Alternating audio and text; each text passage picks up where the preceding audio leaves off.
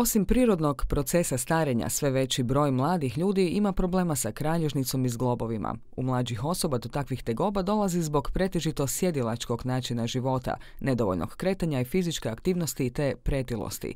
Stoga i ne čudi što je jedan od najčešćih uzroka dolaska pacijenata na specijalistički pregled fizijatru i reumatologu upravo bol u kralježnici i zglobovima.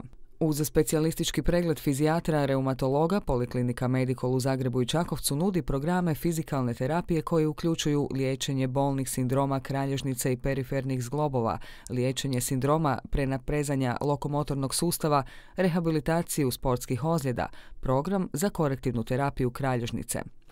Za bolna stanja mišićno-koštanog sustava nije dovoljna terapija lijekovima. Takvim pacijentima je nužna individualna fizioterapijska intervencija zbog održavanja pokretljivosti i funkcionalnih sposobnosti organa za kretanje. Najviše zbog toga što takvi pacijenti su karakterizirani ograničenom pokretljivošću u zglobovima i kralježnici kao i slabošću pripadajuće muskulature.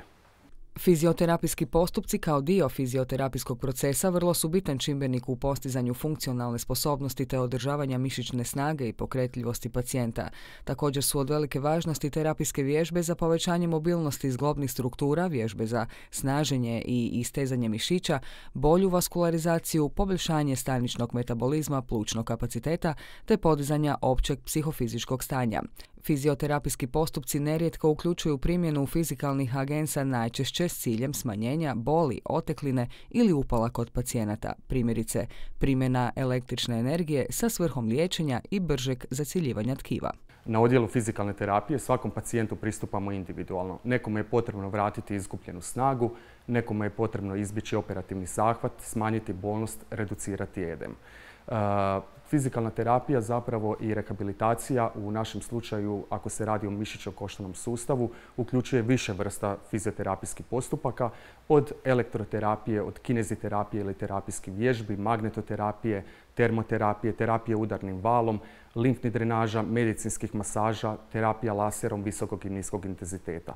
Međutim, važno je naglasiti da primjenom bilo kojih od tih fizioterapijskih postupaka primarni je cilj nam ukloniti ili smanjiti bolnost koja je neugodna za svakog pacijenta i održavati, razvijati i obnavljati funkcionalne sposobnosti i pokretljivost u svim životnim dobima. Fizikalna medicina i rehabilitacija s fizikalnom terapijom Poliklinike Medikol nalaze se u Zagrebu i Čakovcu. Za više informacija o specijalističkom pregledu fizijatra i fizikalnim terapijama javite se direktno u Polikliniku Medikol pozivom na besplatni broj telefona 0800 7878.